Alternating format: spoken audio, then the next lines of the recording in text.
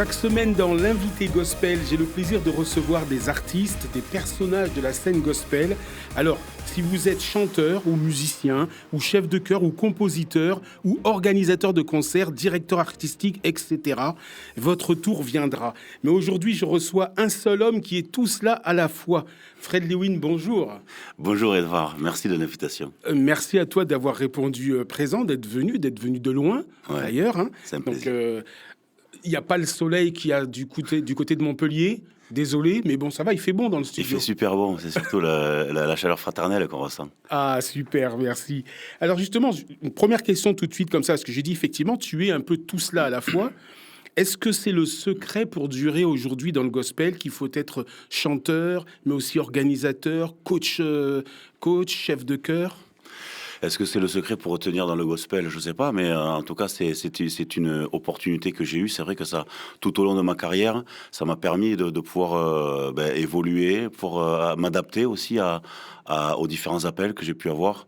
C'est-à-dire que j'ai commencé en étant simplement chanteur, puis après, je me suis vite mis dans la direction de chœur, et spécialisé dans la direction de chœur, évidemment. Et c'est vrai que l'envie de continuer de partager et de transmettre, avec voilà, ça a glissé également sur l'organisation d'événements. Ouais. D'accord. Alors avant en guise de préambule, je vais te poser une petite série de questions. Si tu peux répondre, tu sais, du tac au tac. Ouais. Petite question là, bon, pour faire un petit peu plus connaissance avec ce qui se cache derrière cette enveloppe artistique. Si tu devais choisir entre entrée, plat ou dessert. Le plat. T'es gourmand ? Ah, non, je suis un viandard surtout. Si tu étais un objet du quotidien. Oh, est-ce que je pourrais être une lampe? Pour éclairer, parce que tu as peur du noir ? Non, j'ai pas peur du noir du tout. Je n'ai pas peur du noir, non. Si on peut participer à briller un peu. Ah, super. Si tu étais une victoire.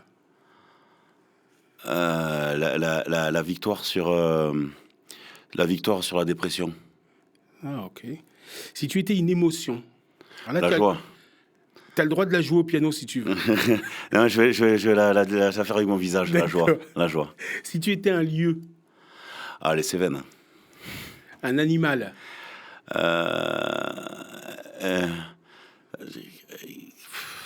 On me parle souvent du lion. Et je l'apprends, l'association au lion. Pourquoi le lion ? Pas parce que c'est le roi de la jungle, mais parce qu'il est volontaire et il avance. D'accord, ok. Si tu étais un métier autre qu'artistique. Que si seulement j'avais l'opportunité. Un métier autre qu'artistique, je pense que c'est quelque chose que j'avais rêvé faire quand j'étais petit, c'est chauffeur de poids lourd. D'accord. Ça n'a rien à voir. Ok. Ouais, J'adore conduire. D'accord. Et alors des gros véhicules, encore mieux. Si tu étais une personnalité médiatique.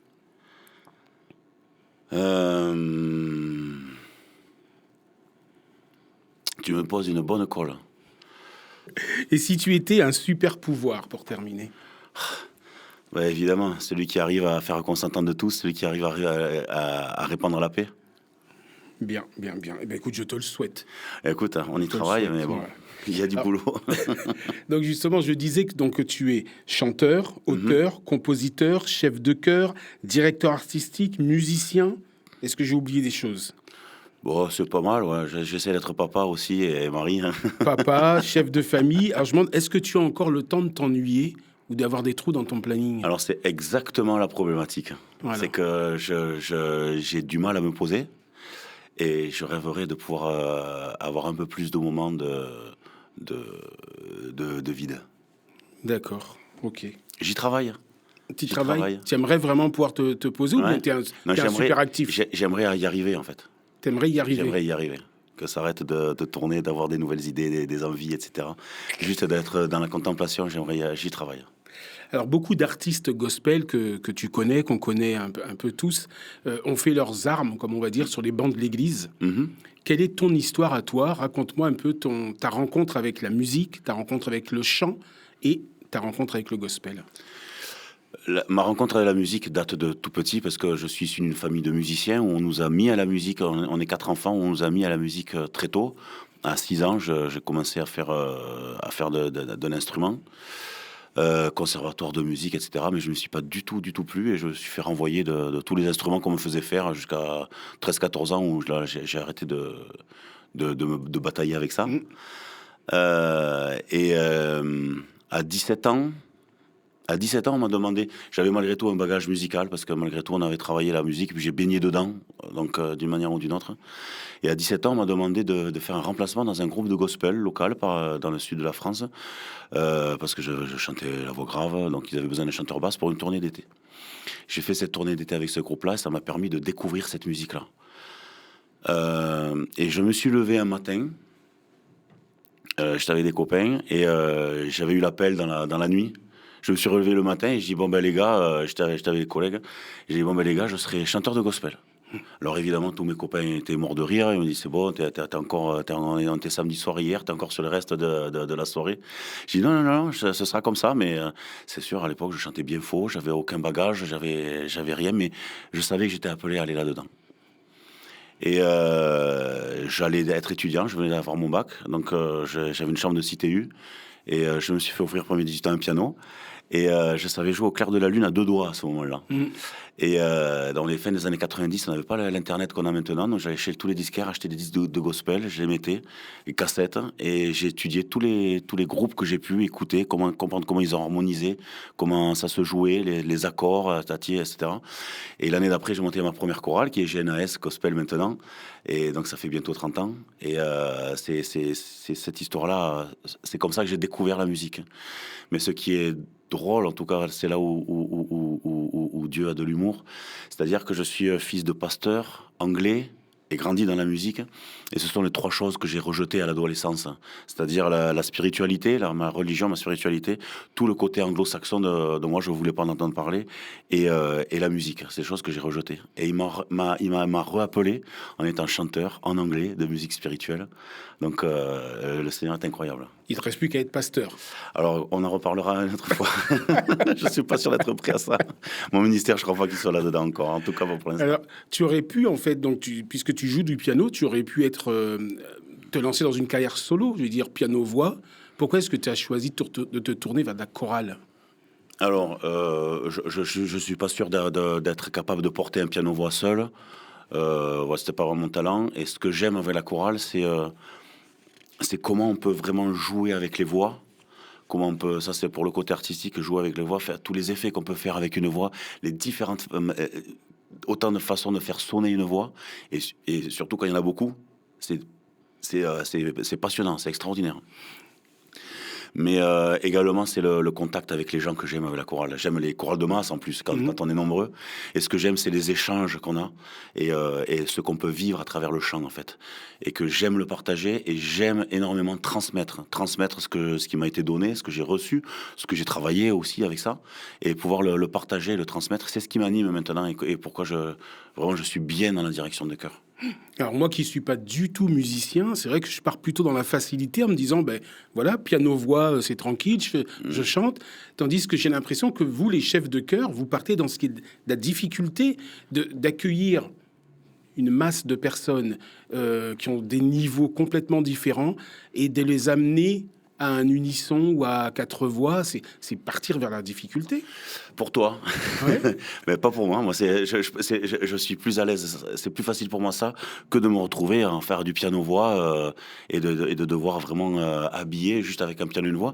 C'est un exercice, je trouve, d'une complexité. Enfin, pas complexité, mais c'est incroyable d'arriver à remplir l'espace. Mais pas que l'espace autour, mais à la réception de celui qui va devoir l'écouter avec un piano et une voix. C'est vraiment quelque chose de fantastique. Nous, c'est plus facile. On a la masse, donc on peut plus facilement remplir cet espace-là.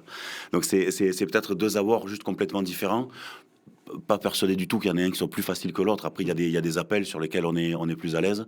C'est vrai qu'on me demande souvent, mais comment tu fais pour diriger des chorales à 200, 300, 400 personnes ? Mais en fait, c'est à peu près pareil qu'à 20, quoi. C'est le rapport qu'on peut avoir avec les choristes, avec les chanteurs, comment on va pouvoir communiquer entre nous, comment je vais pouvoir leur communiquer ce que j'ai envie qu'ils reproduisent. Et là où la magie est fantastique dans ce métier-là, c'est que c'est de l'écoute, mais il faut être restant 50% en écoute, en fait. En écoute du chanteur en face et de trouver le moyen de l'amener vers la façon dont j'ai envie que le chanson ou résonne. Alors, on aura l'occasion tout à l'heure de parler un petit peu de Geneaes Gospel, ta chorale. Tu dis combien de choristes aujourd'hui? On est 90. 90. Je ne sais pas si c'est la chorale la plus ancienne de France, mais quand même plus de 30 ans. C'est... Bientôt 30 ans. Alors, Bientôt non, 30 il y a des chorales plus anciennes, même à Montpellier, il y a des chorales plus anciennes. Mais ouais, bientôt 30 ans. Depuis 97, en fait, j'ai monté cette chorale en 97. Et donc, il y a des choristes, ça va, ça vient, mais est-ce Oui. qu'il y en a qui sont avec toi depuis le début? Oui, on a plus beaucoup maintenant, parce qu'évidemment, ça tourne beaucoup. Mais on a quelques chanteurs qui sont là depuis le début, ouais. C'est top, c'est top. C'est des histoires passionnantes, des histoires de vie. On a passé presque 30 ans ensemble autour des chants. Et surtout, c'est un milieu à travers la musique où les moments qu'on vit sont intenses et forts. Donc c'est 30 ans de partage autour de moments forts dans nos vies. Et pas que la musique, parce qu'on s'est accompagné dans les moments joyeux de nos vies, comme dans les moments tristes de nos vies. Et on est toujours ensemble, toujours à partager tout ça ensemble. C'est superbe. Alors, même si tu viens de nous dire que c'est pas l'exercice le plus facile ou le plus naturel pour toi du piano-voix, j'aurais quand même te demander, on va faire une première pause musicale. Et qu'est-ce que tu aimerais nous chanter? Alors, ça m'est venu juste quand on est venu tout à l'heure là. Il y a un chant que j'aime beaucoup. Alors, il n'est pas originaire du monde du gospel, mais ça a été beaucoup chanté dans le monde du gospel. C'est un chant de Jean Sibelius qui s'appelle Be Still My Soul.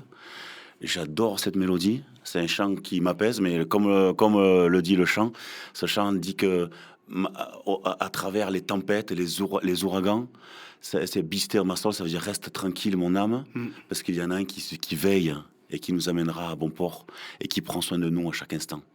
C'est ce que je trouve beau dans ce chant. Eh ben, on t'écoute alors.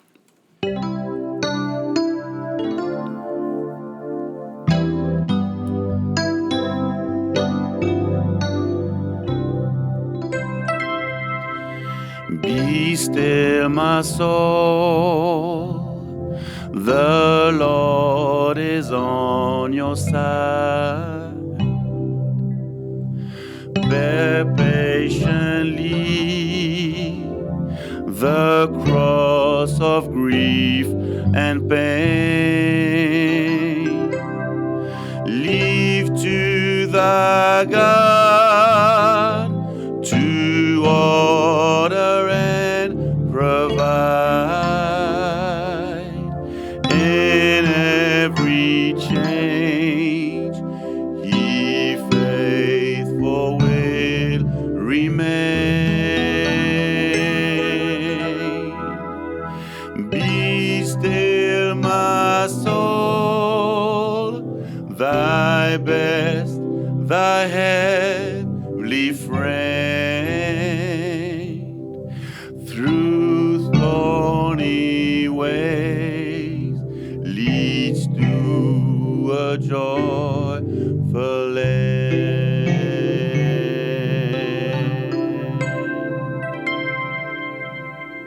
Merci, Be Still My Soul. Mystère, il y a tout un tas de couplets qui ont été écrits, mais voilà, je vais juste faire une petite parenthèse avec ce Merci beaucoup. Donc, je rappelle à nos auditeurs qui nous rejoignent, donc c'est l'émission L'invité gospel, et donc je suis avec Fred Lewin, chanteur, auteur, compositeur, interprète, coach vocal, chef de chœur, organisateur de concerts et de festivals. Bien sûr, on va en parler. Comment est-ce que tu définirais ton gospel, Fred? Alors, soit le tien, soit celui que tu fais avec Geneaes. Est-ce que c'est un gospel pop, urbain? C'est quoi? Quand on était jeune, tous les chanteurs avec qui j'étais me disaient il faut faire du gospel moderne. Et je ne peux pas faire du gospel moderne, le temps de le prononcer, on est déjà désuet. Ça ne veut plus rien dire. Alors, on essayait de faire du gospel actuel. Et c'est un petit peu comme ça que je vais le définir, même si ça veut à peu près tout et rien dire. Mais ce qui est sûr, c'est que, évidemment, ça sort des sentiers battus du gospel traditionnel. Et j'essaie d'y puiser, d'y mettre toutes les musiques qui ont pu m'influencer. Les musiques, mais également dans le sens des textes. Évidemment, ça sonne pas comme du gospel américain, parce qu'on n'a pas la même culture, les Américains et nous, même si mon inspiration est clairement du gospel américain. C'est eux qui m'ont... C'est toute mon éducation de la musique gospel, c'est faite à travers ça, évidemment.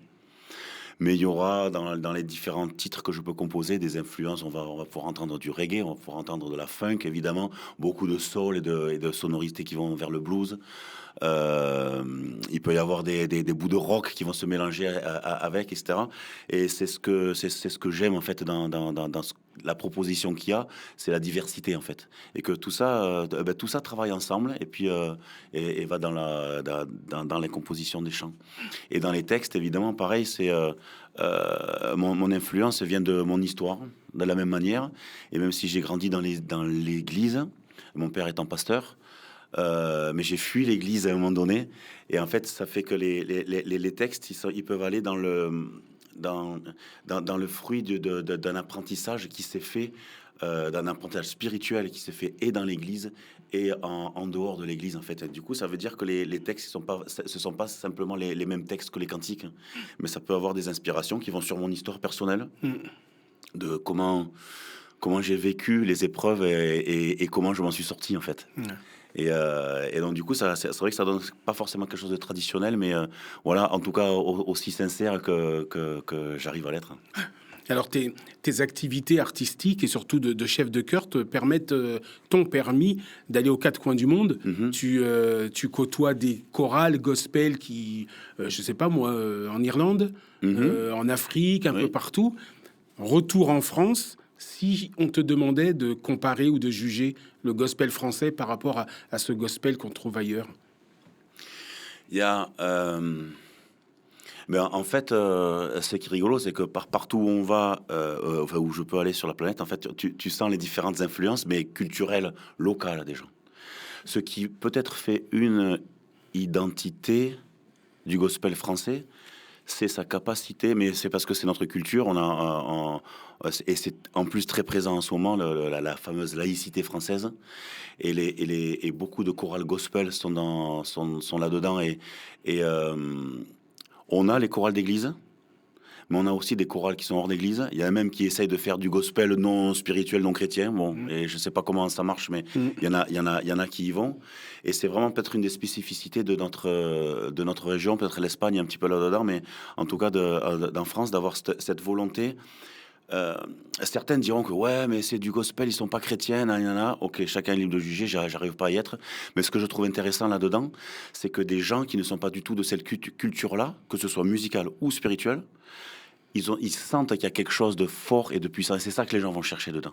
Ils savent pas quoi peut-être, hein, mais il y a quelque chose de puissant dans cette musique-là et qui les touche. À nous, après, d'aller à répondre à la demande que les chanteurs ont là-dedans, de leur façon de vivre le gospel. Pour ma part, hein, je sais que les chorales que je dirige en France ne sont pas d'identité religieuse. C'est ouvert à tout le monde. Mais malgré tout, le message que j'ai envie de partager, c'est le message de ma foi que je vis à travers les chants. Évidemment, à travers ma pratique ma relation à Dieu, évidemment. Mais même si la chorale n'est pas chrétienne, je ne peux pas m'empêcher de partager ce que je vis. Les chants gospel, j'arrive pas à les détacher du message. Ouais. Alors, on parlait donc de cette inspiration américaine pour le gospel. Et si aujourd'hui une chorale française crée sa propre identité, au risque de s'éloigner de ce gospel américain, je sais que tu coaches une chorale en Corse, par exemple. On va pas imaginer une chorale gospel corse qui chante aussi donc les polyphonies corses. Quand on entend Corse, on pense à ça. Bien sûr. Ben, c'est pas interdit parce on avait même essayé. C'est pas interdit qu'on n'y arrive pas, mais d'essayer de mixer un petit peu le gospel avec du chant corse, essayer de faire une rencontre. J'imagine que tout est possible. Ce qui me semble important, ce sont deux choses. C'est que pour moi, ça participe à l'évolution de cette musique-là d'une manière ou d'une autre. Mais ce qu'il faut pas oublier, c'est d'où on vient. Et il y a beaucoup de chorales que je vois qui disent chanter du gospel, mais qui ne connaissent rien à l'histoire du gospel, qui ne connaissent rien à son passé, à son histoire, à son histoire socio-culturelle et religieuse. Et il me semble que si on veut participer d'évoluer un style musical, il faut quand même se l'assimiler d'abord. Et donc, on est obligé de passer par là. Sinon, ça s'appelle de l'appropriation culturelle, pour le coup. Mais si on vit cette musique-là, et qu'on petit à petit, on y met sa patte, ouais, mais le centre, c'est la musique en elle-même, cette musique-là. Mais ça m'a l'air important de ne pas perdre le fil d'où on vient et de pourquoi on chante cette musique-là. À ce moment-là, on peut la teinter d'autres choses, et ça fait partie de l'évolution. Et je trouve même que c'est beau de se dire que cette musique-là qui est née de l'oppression, de gens qu'on a voulu faire taire, on en fait une musique qui se propage au-delà de leurs propres frontières et qui fait le tour du monde. Et dans tout ce que je peux faire en musique gospel, même si j'ai mis mon influence, parce que c'est clair que celui qui va écouter ma musique va se dire mais c'est pas du gospel afro-américain. Je l'ai eu quand on a commencé à faire des concerts, se transporter un petit peu dans tous les festivals de jazz en France, en Europe, il y a 20-25 ans. Des gens sortaient des concerts parce qu'ils disaient mais c'est pas du gospel, ils sont pas noirs, ils sont pas en robe, il y a des guitares et des batteries, qu'est-ce que c'est ce truc, ça marche pas. Ça fait partie du truc, mais l'idée c'est vraiment de rendre hommage de qui nous a offert ce cadeau. Parce que c'est comme si je t'offre un présent et que toi tu pars avec ce présent et que tu dis c'est le mien, c'est moi qui me le suis offert. Non, c'est moi qui t'ai offert ce présent, tu peux en faire ce que tu veux. Si je t'ai offert un gâteau, tu as le droit d'aller le partager avec ta famille, avec tes amis ou n'importe quoi. C'est toi qui en fais ce que tu veux. Mais tu es conscient de qui te l'a offert et comment il te l'a offert et à quel destin il te l'a offert. Alors, quand on est chef de chœur comme toi, qui aime donc non seulement les chorales, mais les grandes chorales, tu as parlé un petit peu de quand tu composes tes inspirations. Quand on est compositeur, tu as toujours en tête la chorale pour qui tu composes, ou est-ce que des fois, tu composes pour toi, et puis après, tu essaies de voir si ça peut aller avec la chorale ou... C'est rigolo parce que j'ai commencé à faire du chant en quartet masculin, dans les styles quartet gospel, voilà. Et même quand j'écrivais pour le quartet, ça sonnait toujours choral. En fait, j'arrivais pas à le faire sonner quartet. Donc là, c'est à l'époque-là, il fallait que j'adapte pour que ça sonne plus quartet. Et réellement, en fait, dès que j'ai composé, ça sonnait toujours choral, en fait. C'est même, tu vois, tu m'as demandé de venir chanter des chants. C'est très difficile pour moi de trouver des chants de mon répertoire à chanter seul, parce que j'ai toujours un chœur derrière qui doit répondre, etc. Donc c'est vrai que dans ma façon d'écrire, ça sonne toujours choral. Ouais. C'est rigolo, ça, quand même. Mais c'est embêtant des fois. Des fois, j'aimerais bien arriver à composer, mais parce que je pense que c'est aussi la culture musicale d'où je viens, comment j'ai appris cette musique-là. Il y a des gens qui ont une facilité pour créer des mélodies, des gens qui ont des facilités pour tel ou tel style. Et c'est vrai que moi, ma facilité, elle est plutôt sur la rythmicité et le dialogue soliste-chœur et les harmonies chorales. Et mon cœur de sensibilité, il est plus là que des grands mélodistes, en fait, tu vois, qui arrivent à créer des mélodies de chanteurs, voilà, même sur des accords simples, tu vois, qui arrivent à faire des trucs comme ça. C'est pas là où je suis le plus sensible, mais peut-être parce que je me considère pas chanteur, en réalité, pas vocaliste, si tu veux. Il y a déjà vraiment des gens qui ont ce truc-là d'être vocaliste avec des... C'est pas ma fibre, elle est pas vraiment que là, quoi. Même si j'adore chanter, je suis bien avec le chant, hein, mais voilà. Tu te vis plus chef de chœur que chanteur soliste. Ouais, complètement. Bon, alors je vais te demander de souffrir encore un petit peu. De chanter soliste. Non, cette fois-ci, je t'accompagne. Ouais. Allez, si on chante ensemble, si tu veux bien. Alors, c'est pas répété, c'est exprès. On s'amuse.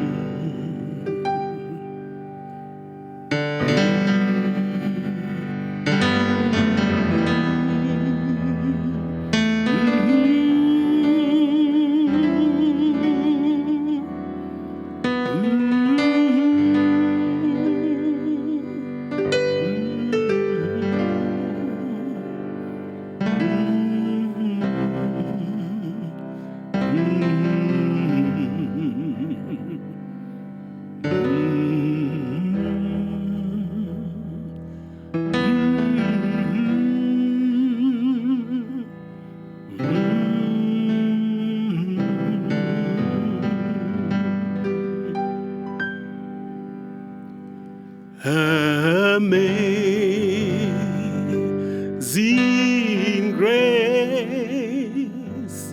how sweet sound that saved a wretch like me.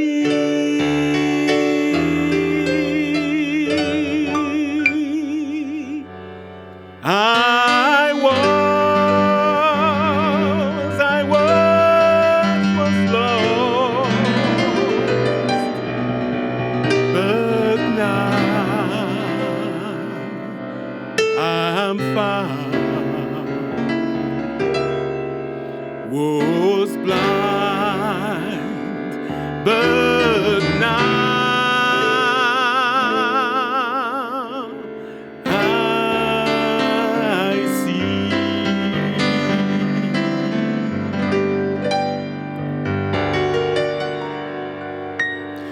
Through many days, just toils and snares, I have already come.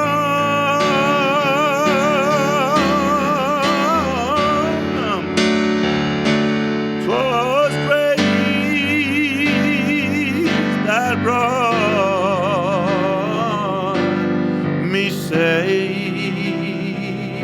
thus far, and grace will lead me on.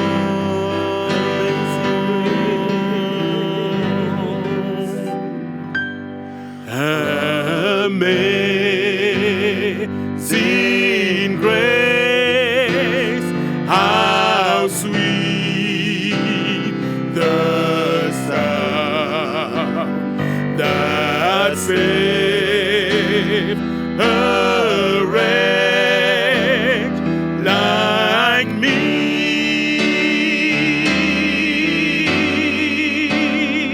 I was lost, but now I'm found. Was blind, but now I see.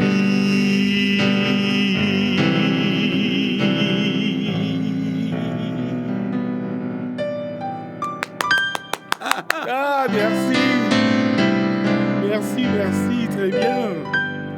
Voilà, c'est l'invité Merci, Laura. gospel avec Fred Lewin. C'est la première fois, donc l'occasion de chanter avec toi, ça m'a fait très plaisir. Ah ouais, plaisir, plus que partagé. Top, merci beaucoup. Alors, qui dit Fred Lewin dit GNS Gospel. Et qui dit GNS Gospel dit Relovision Gospel Festival. Alors, je le dis souvent ce mot à la radio, mais à chaque fois que je le dis, je dis mais pourquoi? Je ne sais pas si je dois dire Relovision, comment tu le dis toi? Et encore, t'es pas américain, les Américains galèrent encore plus que nous. C'est impossible à dire. Moi, je dirais Relovision. Ouais. Mais chacun le dira bien comme il veut. Alors, Tandis que tant que le L est au bon endroit et le V au bon endroit. Alors pourquoi ce love là au milieu? C'est une longue histoire. En fait, j'ai ce mot-là dans la tête depuis plus de 20 ans. Waouh. Il est dans ma tête, ce mot-là, je sais pas pourquoi. J'ai écrit un titre qui s'appelle Real of You Is What We Want. C'était le titre du spectacle des 20 ans de la chorale qu'on avait fait en 2018. Et en fait, c'est comme si c'était le message central de Jésus, en fait, que j'essaye de retranscrire, en fait. C'est au centre du mot, et c'est tourner un mot dans l'autre sens, en fait. Et c'est la puissance du message de Jésus que j'ai reçu, en fait, c'est à quel point il m'a retourné. Et que l'objectif, il est bien là, quelque part, en fait. C'est de sentir son amour, de ressentir son amour, de savoir que sa grâce est si puissante et son amour est si puissant, et d'en être tellement imprégné qu'on peut le vivre avec les autres. Et c'est pas toujours facile parce que de dire ouais, l'amour, nanani, on est tous frères, on s'aime, etc. Tout le monde l'utilise en fait. Mais je crois que l'amour qu'on a reçu par Jésus, il va au-delà de qu'on s'aime, on est tous frères, on s'aime. C'est-à-dire parce que il nous a même enseigné d'aller aimer même jusqu'à nos ennemis, en fait, ceux qui nous trahissent. C'est très simple d'aimer quelqu'un qui nous aime. Ah ben c'est le plus simple, voilà. C'est le plus simple. Mais en fait, ce que ça veut dire, c'est que du coup, l'amour qu'on va pouvoir vivre avec l'autre ne dépend pas de ce qu'il va me donner, mais il va dépendre du choix que j'ai fait de l'aimer ou ne pas l'aimer. Mais c'est quelque chose de hyper complexe à vivre, évidemment. Je vais rien apprendre à personne. Mais je crois que d'être conscient que la personne que je suis, avec l'histoire que j'ai, avec tout ce que je fais et mon être entier, est aimé sans condition, malgré tout ce que je suis, ou avec tout ce que je suis. Et ben en fait, c'est de là que peut venir cette force-là et cette force-là de pouvoir partager cet amour-là et de pouvoir. Je suis tellement sûr d'être aimé, j'ai plus besoin de le prouver en fait. Je le sais que je suis aimé. Et si celui d'en face, il veut pas m'aimer, c'est pas grave. Moi, j'aimerais quand même. En tout cas, je ferai de mon mieux. Mais mon amour pour les autres ne dépend pas de leur amour pour moi, parce que je sais déjà que lui m'a aimé comme je suis et m'a donné cette grâce-là, quoi. Alors, c'est pas parce que tu es là que je vais te dire ce que je vais te dire, parce que je le dis même quand tu n'es pas là. Je pense que tu as réussi en tout cas ou alors tu es en chemin de réussir ce projet de Relovution, parce que ce festival que vous mettez en place, je n'en ai vécu aucun pareil ailleurs. Et vraiment, ce festival est très différent des autres. On n'est pas dans une recherche de performance vocale ou quoi que ce soit. On est vraiment dans le partage, dans l'amour, dans l'amitié. Et merci pour ça. Merci pour ça. Oui. Ça me touche beaucoup ce que tu dis, parce que j'imagine que ça a pris 30 ans pour arriver à faire ou presque 30 ans pour arriver à faire un premier festival, parce que effectivement, ce festival est à l'image de cette chorale, GNAS Gospel, qui est peut-être à l'image de ce que j'essaie de vivre au quotidien. Mais c'est vrai qu'on, même dans le monde de la musique gospel, depuis que je fais cette musique-là, on m'a pris souvent pour un renégat, parce que je dis ça avec beaucoup tranquille, parce que effectivement, j'ai jamais recherché la performance. J'ai expérimenté dans mes premières années de chanteur que je chantais faux, mais pourtant les gens me suivaient dans mon chant en fait. Alors évidemment, je suis allé travailler parce que on peut pas se permettre de chanter faux tout le temps. Mais en fait, si tu veux, cette chorale GNAS Gospel, quand je l'ai montée en 97, donc septembre 97, je demande au pasteur de l'église locale que je fréquentais si je peux créer une chorale. Il me dit ouais, vas-y, fonce, super. Je mets des annonces à la fac de lettres à Montpellier. J'avais jamais fait de chorale, j'avais jamais rien fait comme ça. Je savais tout juste à peine faire du piano à deux doigts, etc. Viennent 60 chanteurs. Première répète de septembre. J'avais essayé d'arranger un traditionnel Nobody Knows the Trouble I Seen à 7 voix, donc truc débile avec le peu d'expérience que j'avais. En septembre, on est 60. En décembre, il y avait 6 chanteurs. Wow. Tu parles, tout le monde est paré. C'était un peu trop ambitieux, et puis j'avais pas le truc, etc. Mais 6 courageux chanteurs sont restés. Et donc on se voit une fois par semaine. Donc du coup, j'avais compris qu'il fallait que je fasse des choses peut-être un peu plus simples. Et au mois de... Je me rappelle, c'était le 3 mars. Il y a un chef de chœur d'une chorale amie de Montpellier qui me dit: le 3 avril, tu me fais un concert au temple, là, machin, à Montpellier. Il y a un temple de 500 places. J'ai dit: mais Charles, on sera jamais prêt. On a 3 chants au répertoire, ils sont pas finis. Il dit: c'est pas grave, dans un mois, tu fais un concert. On s'est réunis, les chanteurs venaient à ma maison, à mon appartement, on a travaillé, on a fait un concert. Donc t'imagines que le niveau, c'était pas ça. Mais il y avait, à la fin de la soirée, 500 personnes qui étaient debout, qui chantaient, qui louaient ensemble. Ça, c'est ma première expérience en tant que chef de chœur. Et alors, évidemment, même si je suis exigeant sur le travail avec ma chorale, parce qu'on veut que la forme soit présentable pour que le message puisse toucher. Mais en fait, j'ai testé en fait ça, et donc j'ai jamais été celui qui allait être le performeur vocal, quoi. Mais plutôt, j'ai envie de vivre les choses, de vivre chaque syllabe que je chante, chaque mot que je prononce, il doit être vécu intensément. Donc c'est comme si j'avais pris la musique à l'envers en fait. Et à partir de ça, j'ai appris la technique en fait de ma musique. Top. Alors, parlons de ce festival, les 6, 7 et 8 février 2026 au Cap d'Agde et à Montpellier. Ouais. le Revolution Gospel Festival pour la 3e édition. Alors, tu es parti avec Ricky Dillard, Isaac Kate, et là maintenant, c'est donc Kurt Carr. Ouais. C'est dingue. C'est une aventure. C'est une aventure non, j'allais dire non désirée, en tout cas complètement inattendue, Ouais. parce que ces noms de la musique gospel, pour nous, enfin bon, moi j'appelle ça des intouchables. Ouais. Quand on a grandi en France, qu'on s'est documenté sur la musique gospel, que j'ai essayé de vivre cette culture-là, Kurt Carr, Ricky Dillard, ce sont des monstres, j'allais dire des monstres sacrés, si on peut dire, de cette musique-là. Et j'ai jamais pensé un jour faire un festival avec Ricky qui vient, avec Kurt Carr qui vient, de me retrouver au téléphone avec Ricky Dillard, à blaguer avec Ricky en visio et de se dire, ouais, nanani, prendre des nouvelles et de se tenir au courant régulièrement de comment on va dans notre vie de tous les jours, etc. Et jamais j'aurais pensé que ce soit, mais voilà, ça m'a été mis. Donc il a fallu, j'en discutais avec quelqu'un récemment, et l'idée c'est d'honorer du mieux que je peux ce qui m'a été donné, offert en tout cas, et donc la rencontre avec des artistes comme ça, et donc d'essayer de faire que ce soit honoré au maximum, c'est-à-dire de proposer quelque chose qui soit aussi conséquent que ce que leur musique nous a procuré à nous, enfin moi en tout cas. Et donc de proposer un week-end qui soit aussi riche et intense que ça, même si on commence tout juste, c'est que la 3e année. Ouais. Mais on essaye que ce soit à la hauteur de ces monstres, de ces monuments du gospel. Ouais. Alors justement, je disais tout à l'heure que ce festival n'est pas comme les autres. Moi, j'en ai vécu plusieurs. Celui-ci est vraiment à part et je l'aime pour ça. Parle-nous un petit peu donc depuis le début du festival jusqu'au dimanche après-midi, un petit peu les différentes étapes. Qu'est-ce qu'on va y trouver? Alors on va y trouver... C'est sur un seul week-end pour l'instant. On aimerait évidemment à terme l'étendre, mais on est sur un week-end. On aura le vendredi toute la journée la traditionnelle rencontre des chefs de chœur. Ça, c'est quelque chose, c'est un projet qui me tient particulièrement à cœur pour ce festival. C'est que les chefs de chœur puissent se rencontrer, s'encourager, s'inspirer, s'entraider, se mettre en relation. Parce que les chefs de chœur sont des gens, je le sais bien, qui donnent un temps incroyable à leur chorale. Ils donnent beaucoup de leur vie pour leurs choristes, et ont peu d'endroits pour se retrouver et eux être cool et qu'on prenne soin d'eux.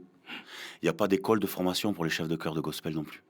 Donc l'idée, c'est que chacun puisse s'entraider, se donner des tips, comme on dit, tu vois, moi je fais comme ci, moi je fais comme ça, moi je suis plus... S'ils peuvent après aller s'échanger, intervenir dans les chorales les uns et les autres, c'est fantastique. Donc on a toute une journée de rencontres où les chefs de chœur sont entre eux, pas de choristes.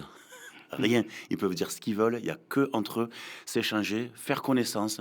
On a des petits ateliers entre nous pour s'échanger des tuyaux, c'est du partage de connaissances, etc. Donc ça, c'est très riche, j'espère, en tout cas pour les chefs de chœur. Je pense qu'on sera une 50aine de chefs de chœur cette année. Donc c'est incroyable, qui viendront de partout en Europe, même plus loin. Donc, et c'est ça qui fait une des richesses aussi de ce festival. Le vendredi soir, on aura les premiers ateliers de chant. Donc, je proposerai des ateliers de chant à la Mass Choir, la chorale de Mass. On va être plus de 500 chanteurs réunis sur le week-end. Je proposerai de l'atelier. Kurt Carr proposera des ateliers également. Et le samedi dans la journée également, on prolongera ces ateliers de chant. Évidemment, on va laisser une belle page à Kurt Carr. On va profiter qu'il est par ici mais il y a également d'autres chefs de chœur qui vont proposer des petits ateliers en périphérie, des ateliers de chant qu'on proposera avec Kurt. Mais je veux pas trop en dire parce qu'il y en a certains que je veux que ça reste des surprises. C'est inattendu. On est en train de les monter avec certains. Et, comme on a fait les autres années, il y a toujours des chefs de chœur qui sont pas prévus, mais qui viennent et qui participent à la fête. C'est quelque chose que j'apprécie énormément de beaucoup de chefs de chœur européens qu'on se côtoie régulièrement sur les différents festivals de gospel en Europe, et il y a un engouement à venir partager chez les autres chefs de chœur européens que j'adore. Mais combien d'entre eux m'ont dit mais vas-y, je suis là, si tu as besoin d'aide, je t'aide. Si c'est pour donner à manger, si c'est pour ouvrir les portes, si c'est pour faire le ménage, si c'est pour faire des ateliers de chant, on est là, on participe. C'est incroyable, c'est incroyable. Le samedi soir, on aura une rencontre de chorales qui sera ouverte au public cette année. C'est-à-dire que toutes les chorales qui participent au festival vont passer sur scène. Cette rencontre-là, j'adore, parce que tu auras des chorales qui sont au niveau professionnel, comme des complètement débutants. on a un style de gospel mais complètement différent. Ça, il peut y avoir de l'ultra urbain, comme avec des gospels à sonorité africaine, de la cappella, comme sur bande, Mm. ou accompagné d'un groupe. Il y a tous les styles de gospel qui est vieux comme moderne, etc. Mhm. Donc ça, c'est super riche. Et l'idée de cette rencontre de chorale, c'est pas de faire un concours de chorale, mais de trouver un endroit où chacun peut s'encourager. C'est l'opportunité à certaines chorales de partager la scène avec des chorales que voilà qu'ils auraient peut-être pas pu penser, et puis de pouvoir se dire, lui il a chanté tel chant de telle manière, et aller voir le chef de chœur, donne-moi ton arrangement, je voudrais le chanter avec ma chorale, etc. On est ensemble. C'est vraiment ce Dans qui a motivé l'échange. dans l'échange, c'est ce qui a motivé peut-être ce festival-là, c'est de se dire que si on veut que la musique gospel avance, il faut qu'on avance ensemble. On est tous dans le même bateau, et c'est si on est ensemble que cette musique-là propagera. Il ne s'agit pas de notre personne ou de notre chorale, il s'agit de la musique gospel de manière générale qu'on a envie de faire avancer. Le dimanche matin sera temps libre pour ceux qui le souhaitent, ou alors possibilité, on travaille beaucoup de communautés religieuses de la ville de Montpellier qui vont accueillir des chorales pendant leur cérémonie, protestantes, évangéliques, catholiques. Les chorales vont pouvoir participer à différentes cérémonies religieuses en ville, donc du coup ça va résonner gospel dimanche matin dans toute la ville. Et le dimanche après-midi, on aura le point d'or peut-être du festival, le concert de gala qui sera à l'Opéra Berlioz à Montpellier. C'est le opéra de Montpellier. Magnifique salle où là il y a quelques chorales qui vont chanter, enfin il y a des chorales internationales qui vont chanter. C'est ce qu'on a envie de proposer au public, l'opportunité de découvrir différents styles de gospel des quatre coins du monde, et évidemment la restitution des ateliers que je proposerai, et que évidemment Kurt Carr sera là aussi pour un bon moment de concert, quoi. D'accord. Alors, comment est-ce qu'on peut s'inscrire? Il a encore temps de Il y s'inscrire. a toujours temps de Mais s'inscrire. est-ce que l'inscription est uniquement réservée aux chorales? Un Non. chanteur qui n'est pas dans une chorale. Merci de le dire, parce que souvent les chanteurs croient que c'est que pour les chorales. Non, non, non, au contraire, c'est ouvert à tout le monde, confirmés, débutants, amateurs, qui connaissent pas cette musique-là. C'est ouvert à tout le monde, et c'est justement peut-être une très belle porte d'entrée pour découvrir cette musique-là, parce que c'est souvent des chanteurs qui ont honte de leur voix, qui ont peur de chanter, qui ont peur qu'on les entende. La timidité, c'est normal quand t'as jamais chanté. Et là, il y a une masse de 500 personnes, donc c'est une superbe opportunité de découvrir cette musique-là. Si tu es timide de chanter, tu vas y aller et noyer dans la masse, donc t'es tranquille, personne va te juger. Il y a tous les niveaux de toute façon, et surtout de découvrir la musique gospel de qualité là-haut, quoi. Ouais. Et pareil, différents styles, parce qu'il y a le gospel américain, mais également le gospel européen, parce que c'est une volonté aussi de faire les ponts entre le gospel européen et le gospel américain. Et alors, comment on s'inscrit? Comment ça se passe? Relovisiongospel.com. Et il y a toutes Et là, les infos. il y a toutes les infos dessus, la billetterie pour s'inscrire aux ateliers, ou simplement venir assister au concert. Tout est là, quoi. Alors, on dit que c'est le festival qui est à Montpellier, mais là, on est au Cap d'Agde et à Montpellier. Super opportunité de faire les ateliers au Cap d'Agde. Alors évidemment, logistiquement, c'est pas le plus simple pour certains, mais en fait, c'est une superbe opportunité de découvrir les différents aspects de notre région, parce que la salle au Cap d'Agde où on va chanter, le Palais des Congrès du Cap d'Agde, salle magnifique, à 50 mètres du port. C'est-à-dire que quand on est au Palais des Congrès, on a vue sur la mer. Donc, qui est une des identités de notre région de Montpellier. Et après, le dimanche, le concert en plein centre de Montpellier. Montpellier est une ville d'une beauté inouïe, qui est très peu connue, mais c'est une ville superbe. Donc, du coup, on pourra, en plus du bonheur de chanter, découvrir les différents sites de notre secteur. Et je crois savoir donc que sur le site Relovision Gospel.com. gospel.com, on trouve toutes les informations nécessaires, et également vous allez mettre en place des navettes pour celles et ceux qui sont plus sur Montpellier pour venir au Cap d'Agde, et dans les deux sens. Pour tous ceux qui viennent dans les transports en commun, on mettra en place des navettes qui vont amener de Montpellier au Cap d'Agde et ramener de Cap d'Agde à Montpellier. D'accord. Comment est-ce que tu fais pour expliquer à ces grands artistes américains qui, eux, sont dans le business, le gospel aux États-Unis, c'est un business. Comment tu fais pour leur expliquer que là, à Montpellier, on n'est pas sur cet état d'esprit-là, on est dans du partage, on est dans j'allais dire de la bienveillance. Mais comment tu fais? Il y en a aussi. Je parle très très vite pour qu'ils me comprennent pas.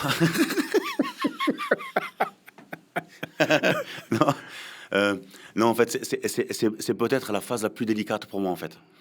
Quand je dois, parce que tu imagines quand tu parles à Ricky Dillard ou à Kurt Carr, qui sont, comme tu dis, ces gens, ils sont dans l'industrie du gospel américain, même s'ils sont beaucoup dans le partage eux-mêmes, dans la bienveillance, la communion, etc. Il faut leur expliquer que là, ils arrivent dans un endroit, et en fait, c'est peut-être le plus dur. Je pense qu'ils le savent, mais il faut arriver à leur dire de manière délicate que ici, personne les connaît, en fait, quoi. Si aux États-Unis, c'est des monstres sacrés, à part les spécialistes du gospel, hein, tous ceux qui, les chefs de chœur de gospel, mais allez sonder dans vos chorales, la moitié connaissent pas Kurt Card, des chanteurs de gospel ici. Donc en fait, c'est vraiment l'idée de leur dire, il y a peu de spécialistes du gospel en France. Par contre, on a besoin que vous veniez partager votre façon de le faire et de le vivre pour que les gens réalisent en fait. Ça fait partie de mon boulot de transmission, de transmetteur. C'est aussi de faire toucher, de faire goûter à ça. Moi, ce que j'ai ressenti quand j'ai découvert cette musique-là, il y a 30 ans ou 35 ans maintenant, mais j'ai envie que les gens le touchent aussi et qu'eux, ils puissent dire « Waouh, qu'est-ce que c'était bon !» Et bien pour ça, il faut les amener à découvrir. On a la chance maintenant que c'est vachement plus facile de bouger. Et donc voilà, je pense que tout est dans leur... c'est de leur raconter... Je raconte tout simplement mon histoire. Hein. Je raconte mon histoire, l'histoire de ma chorale, comment cette chorale-là... C'est une chorale de communauté en réalité de la ville, et comment on agit et qu'est-ce qu'on attend d'eux en fait. Il faut aussi que eux comprennent qu'ils ont un rôle à jouer là-dedans, et il y a un vrai ministère pour eux aussi à faire ici, quoi. Alors j'aimerais, si tu veux bien, nous dire 2 mots sur une chorale qui je trouve extraordinaire, ce qui a encore pas si longtemps, et même aujourd'hui pour certaines personnes, quand on parle de gospel, c'est effectivement des noirs avec des toges. Et là, il y a une chorale qui vient du Japon. Ouais, ça c'est extraordinaire. C'est extraordinaire. J'ai hâte de les voir, de les entendre. Mais en plus, c'est une chorale que j'ai rencontrée au Kenya, que je faisais des ateliers de chant pour un festival au Kenya, et eux, ils étaient venus aussi. Et on s'est rencontrés là. Mais ils arrivent en plus en tenue japonaise. Bien. C'est-à-dire habits traditionnels japonais. C'est incroyable. Et du coup, mais c'est là où c'est magie. C'est-à-dire que leur chef de chœur compose. Donc, c'est-à-dire qu'il y a des chants de sa composition aussi. Ils savent faire des traditionnels, mais ils font aussi des compositions de leur chef de chœur qui est là-dedans. C'est incroyable. Et là, tu touches vraiment les différentes manières de vivre la musique. Parce que tu imagines, la culture japonaise, c'est pas la même que nous. C'est pas exubérant comme nous. Hein. Et encore et que les Américains en plus, tu vois. Donc, c'est extraordinaire. C'est d'une richesse dingue. Mais donc, ce n'est que la 3e édition de ce festival, Fred. Et il y a déjà une portée bien plus qu'international. Le Japon, des chorales qui viennent de partout. Tu dors bien la nuit ou tu stresses? Comment c'est? Tu perds tes cheveux? Comment ça se passe? J'aimerais pouvoir dire que j'ai suffisamment confiance à celui qui nous guide pour que tout soit cool, mais c'est pas vrai. Non. J'avoue que c'est beaucoup de stress pour moi, qui suis quelqu'un en plus qui est ce caractère-là. Ce n'est que la 3e année du festival. C'est vrai que je travaille pour être de plus en plus épaulé, secondé, pour pas tout porter tout seul, parce que déjà c'est pas possible. Et puis il y a d'autres choses que j'ai envie de développer, donc il faut le faire. Et puis l'expérience là-dedans m'apprendra à prendre les choses avec plus de détachement, enfin de recul en tout cas, et pouvoir gérer les choses. Mais c'est vrai que j'ai un caractère qui déjà est très et ça aide pas. Mais voilà, c'est ça qui me pousse, qui me pousse à bien faire. Et tu sais, on s'est engagé à faire ça au Palais des Congrès du Cap d'Agde. C'était pas comme ça qu'on avait convenu de le faire cette édition-là. C'est un peu j'allais dire par accident, si toutefois c'en était. Je crois bien que c'est un petit message de celui qui est là-haut, là, qui nous regarde avec son petit sourire en coin, et qui m'a empêché de m'asseoir, parce que tout était prêt au mois de juin, j'avais plus rien à faire, tout était réservé, mais finalement on a dû changer de plan, et je pense qu'il m'a signalé non, tu vas pas t'asseoir en fait, il va falloir continuer à bouger parce que il va falloir se mettre en action, quoi. Et j'essaie de répondre aussi bien que je peux, et oui, c'est du stress, mais ça fait partie de la vie. C'est pas moi le plus à prendre, c'est peut-être ma compagne qui elle supporte ça et qui m'encourage. J'ai une chance inouïe d'être à la maison, accompagné et supporté par quelqu'un qui me pousse à mieux faire, qui prend sur elle pour accepter mes absences, mais même quand je suis là, mes absences quand je suis là, et tu vois, qui m'encourage tout le match. J'étais dans le train ce matin pour vous rejoindre et j'avais des mots d'encouragement encore. J'ai une chance incroyable d'être soutenu par ma compagne et par tous ceux qui sont autour de la chorale. Donc si je comprends ce que tu dis, elle chante pas dans la chorale GNS. Elle chante dans la chorale. Elle chante aussi dans la chorale, ouais. Mais c'est vrai qu'elle porte pas l'organisation du festival autant, même si évidemment elle s'y engage. Mais elle voit tout de très près et elle supporte tout de très près, prendre du temps de vie de famille pour ça, quoi. Donc alors merci à ta compagne, mais également aussi à tous les membres de la chorale GNS Gospel qui sont partie prenante et qui sont en fait les organisateurs de ce festival. Complètement. Qui sont là bénévolement. On va les retrouver un petit peu comme l'an dernier, comme la première année, à tous les postes. Et Et c'est top. Vraiment, vous qui écoutez cette émission, venez. Venez, alors que vous soyez chanteur ou pas, chorale ou pas, c'est le festival qu'il faut vivre. Ouais, c'est un super week-end de partage et de communion, hein. On vit des moments d'une intensité incroyable. J'allais dire croyant, pas croyant, hein. Il y a des moments de louange extraordinaires, mais des moments de partage fantastiques. C'est une bulle là, où on a l'impression d'être hors du temps, mais qui nous porte après sur les temps suivants, en fait. On va se projeter au dimanche 6, 7, 8, au dimanche 8 février 2026. Imaginons qu'il est 20h, tout est fini. Qu'est-ce que tu as envie que les gens qui viennent d'assister au festival retiennent ? Je veux qu'ils retiennent ce qu'ils ont vécu, ce qu'ils ont ressenti, et que ça, ils puissent le porter chez eux, dans leur maison, à leur travail, dans leur chorale, avec leurs amis, que toute la joie qu'on aura pu vivre, ils puissent la prendre avec eux. Je veux pas qu'ils retiennent Kurt Carr, je veux pas qu'ils retiennent toute la chorale du Japon, je veux pas qu'ils retiennent Fred Lewin, je veux qu'ils retiennent la puissance du message des chants qu'on aura chantés et tout ce qu'ils auront vécu, que ce sera inscrit dans leur corps et qu'ils puissent après le colporter et le diffuser à leur tour ailleurs. On a vraiment à cœur de pas faire c'est les premiers mots, parmi les premiers mots que j'ai dit quand j'ai présenté le projet à la chorale. Je veux pas faire un week-end où les gens ils viennent chanter, ils rentrent chez eux. Je veux que ce week-end-là, ce soit le début, ou en tout cas une base pour ceux qui vont faire après, quand ils vont rentrer. Et c'est pour ça que j'ai encouragé les chorales à venir en chorale, pour que ça puisse avoir de l'impact dans leur groupe, mais aussi que les gens puissent venir se ressourcer, se remplir, et que ce soit un endroit où tu peux venir te restaurer, t'inspirer, être encouragé pour repartir. On sait tous ce qu'on a affronté derrière, le quotidien de tous. Tu regardes les nouvelles, tu sais très bien comment ça se passe. On a tous les mêmes nouvelles, et tout ça, on doit tous l'affronter ensemble. Et quelle meilleure arme que la joie du Seigneur, que ce que je disais tout à l'heure, la certitude d'être aimé. C'était le thème de l'an dernier qu'on avait choisi, c'est You Are Not Alone, qu'on avait choisi comme thème qui allait nous guider tout le week-end. Tu n'es pas seul. Avec cette assurance-là, on peut gravir des montagnes. Et si chacun peut repartir avec cette assurance-là, cette force-là, alléluia. Bien. Tu as vécu énormément de choses dans la musique. Tu vas de par le monde. Tu as parlé du Kenya. Qu'est-ce qui peut encore t'émerveiller dans le gospel aujourd'hui ? Je me souviens d'une parole de quelqu'un qui m'a beaucoup guidé quand j'étais plus jeune dans la musique gospel. Et moi, c'est quand tu découvres cette musique-là, j'avais les yeux qui brillaient, mais c'est pas quand je chantais, c'était du matin au soir. Je vivais que pour cette musique-là, c'était au taquet. Et je dis, mais c'est trop dingue, putain, ce qu'on vit avec cette musique-là, c'est fort, et ça, et il me dit, mais tu sais que c'est qu'une seule des merveilles du Seigneur. Et cette parole-là, je pense pas qu'il s'en rappelle. Et cette parole-là m'a marqué.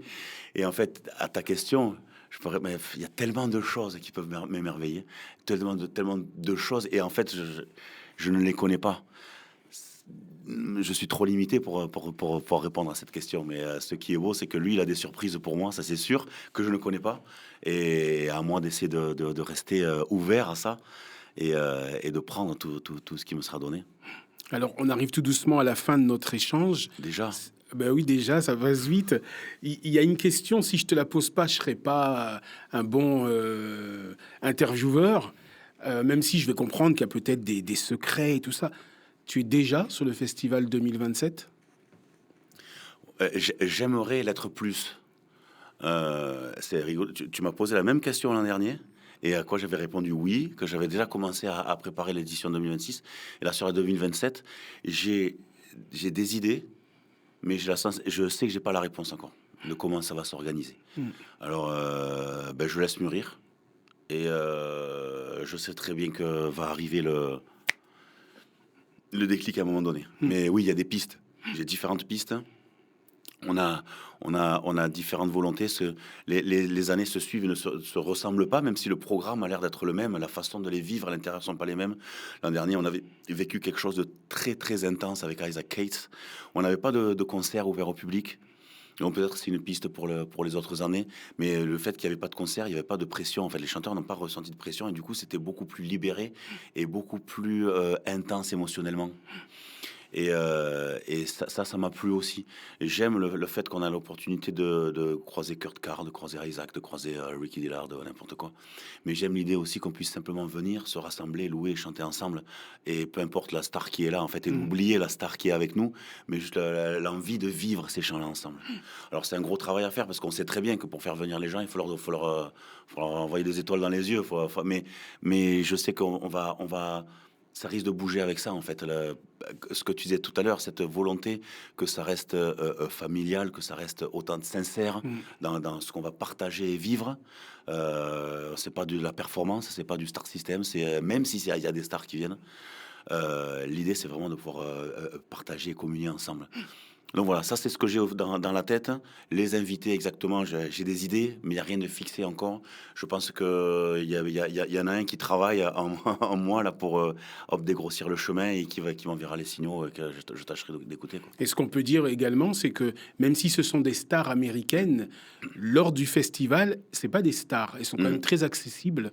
Ouais. Et vraiment, voilà, on peut discuter, on peut les approcher. Il y a plus de stars. Non, Il y a on plus est de tous au même niveau et c'est ce qu'on essaie de garder avec GNS Gospel. C'est une chorale familiale. On est tous, que je te disais tout à l'heure, on a partagé des choses incroyables, haut comme bas. Et c'est vraiment le mot d'ordre d'accueil de la chorale qu'on se rappelle tous les jours de la préparation du festival et toujours pendant le festival. C'est cette ambition-là, alors peut-être elle est naïve, mais cette ambition-là de à 500, 600, 700 qu'on va être, mais de garder un esprit familial et j'allais dire franchouillard, tu vois, mais il n'y a pas de comme ça. Non, on est tous frères et sœurs en fait. Et c'est mon ambition en fait, même à grand volume, de garder cet esprit-là, quoi. D'accord. Avant de te poser la toute dernière question de notre échange, je voudrais avoir ton avis sur un fait qui me semble être de société. On est dans un pays qui martèle au fer rouge un peu plus chaque jour sa laïcité. Et pourtant, il y a des festivals gospel de partout. Il y a des chorales qui naissent à chaque coin de rue. Le gospel est à la télé, il est partout. Dans les plus grandes salles de spectacle de notre pays, notamment l'Opéra Berlioz à Montpellier, mais des salles comme le Bataclan, comme le Casino de Paris. Qu'est-ce qui se passe avec le gospel en France en ce moment? Ben, c'est rigolo parce qu'il y a 25 ans, on disait la même chose. Il y avait comme une vague de renouveau il y a 25 ans. Peut-être qu'il y a eu un creux, puis là ça repart. Mon avis, c'est que les gens sentent ce qui se passe là. Je pense on prône la laïcité au taquet. Les gens ont soif alors ça peut être juste de l'émotion, parce que c'est quand même puissant, hein, la musique gospel. Mais les gens ont soif de sens, en fait. Tu sais, le monde va à une vitesse folle. Alors, c'est difficile. Moi, je vis un peu reculé. C'est-à-dire que moi, je vis à la campagne, dans un petit village au pied des Cévennes. Donc, alors, quand j'arrive à Paris, j'ai l'impression d'être complètement déconnecté avec la vie parisienne. Dans mon village, je trouve que ça va trop vite. Donc, j'imagine pour ceux qui habitent dans des mégalopoles ou métropoles comme Paris, mais ça va à fond la caisse. Et j'ai l'impression qu'on est un peu perdu. J'ai la sensation, alors peut-être je me trompe complètement, mais c'est une sensation. Les gens aiment le sens qu'il y a dans ce que cette musique propose. D'accord ou pas avec la spiritualité qu'il y a derrière, la religion ou pas, les gens sentent qu'il y a un sens profond qui anime celui qui la chante et que ça nous porte. On est parfois perdu, ça va, je te dis, ça va à fond local. Quels sont nos repères? Quel est notre socle? Dans quoi on s'assoit? Tu vois bien, les gamins, ils sont perdus des fois, tu vois, c'est quoi leur repère? Et j'ai l'impression que là, dans cette musique-là, on propose un socle sain. Je suis pas en train de dire que l'Église est sainte, que la religion est sainte, parce qu'on connaît tous les dérives qu'on a, même là-dedans. Mais en tout cas, le message qu'on essaye de porter, au moins, c'est quelque chose sur lequel on peut compter, quoi. Et si on ne partage pas ces valeurs chrétiennes, au moins une morale équilibrée, en fait, qui a un sens, tu vois. Et j'ai l'impression que les gens ressentent ça et ont envie de le vivre. Malgré qu'on ait cette laïcité là qui est prégnante, j'ai la sensation que de parler de Dieu, c'est moins bizarre qu'avant. Oui. Juste de prononcer le mot, ça commence à... Ouais, ok, on l'accepte un peu plus qu'avant.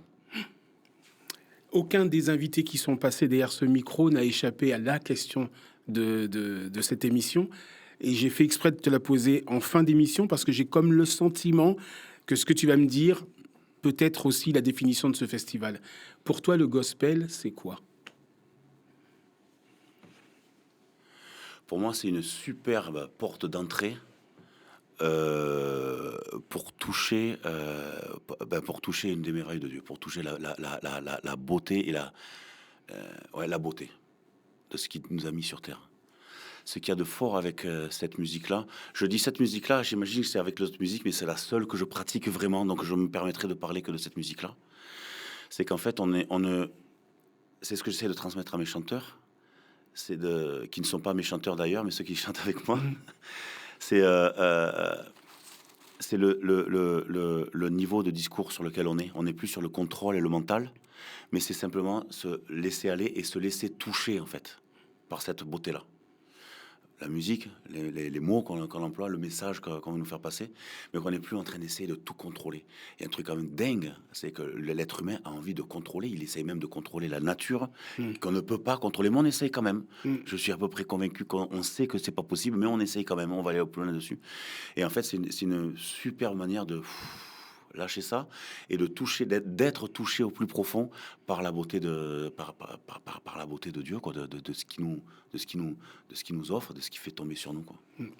Alors, je veux juste rappeler donc pour s'inscrire ou avoir des informations sur ce festival, relovutiongospel.com. Il y a tout sur le site. Tout. N'hésitez pas, allez-y, vous pouvez encore vous inscrire. Inscrivez-vous, venez vivre ce moment avec nous. Alors, je dis avec nous parce que j'aurai la joie et le plaisir d'y être avec toute l'équipe de Hop Radio. Une fois n'est pas coutume, on va clore cette émission avec toi au piano et à la voix. Ah, génial. Si tu veux bien. Merci. Là, on t'écoute. Un chant que j'ai écrit il y a quelques années et qui parle d'un process, en fait. J'ai envie de le chanter parce qu'on en a parlé pendant l'émission, de reconnaître la grâce que j'ai reçue, de pouvoir la reconnaître, l'assimiler, de vivre avec la foi de cette grâce-là, me permet de toucher l'amour que le Seigneur a mis en moi. It's all about grace, it's all about faith, and it's all about love. C'est ce que je chanterai.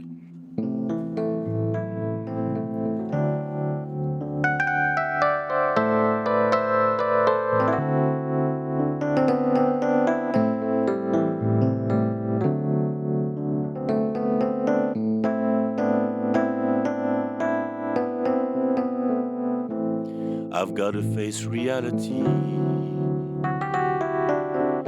the world and all its brutality, things I cannot say, so many gone astray. No matter what I've done before, the Lord is able to restore. I may behold His face and experience grace. It's all about grace. It's all about grace.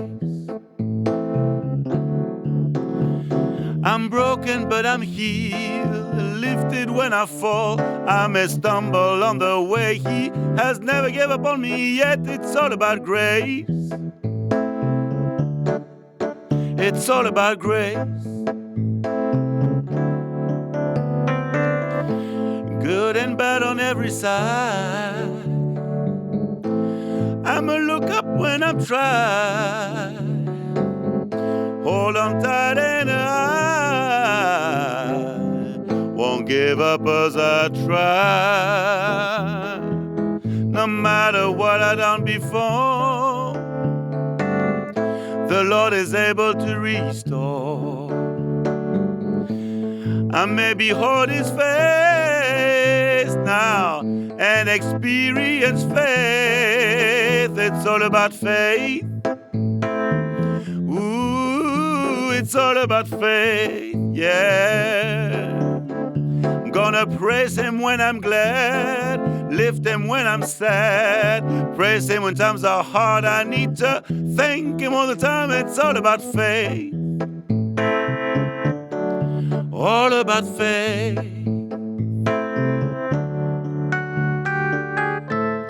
I love you, Lord, you heard my cry. You've always been by my side. But what? I wish that I could be as true as you to me. I had to cry before I took myself off the floor. Now that I'm changed, you see, well, I can love my enemy. It's all about love. It's all about love. That power that I have, that joy I feel inside, that peace I can't explain, that bone that is my pain. It's all about love. It's all about love. Ooh, yeah.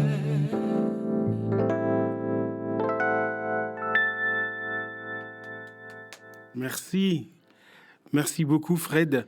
Merci Edouard pour ton invitation, je suis vraiment heureux d'être là. Merci à toi d'être venu. Et bonne continuation, bonne préparation. Que tout se passe comme Dieu l'a prévu pour toi dans ta vie et aussi bien dans ton ministère artistique. Amen. Je rappelle donc relovutiongospel.com pour le festival 6, 7 et 8 février 2026 au Cap d'Agde et à Montpellier. À très bientôt. À très bientôt, avec plaisir, et merci encore de l'invitation.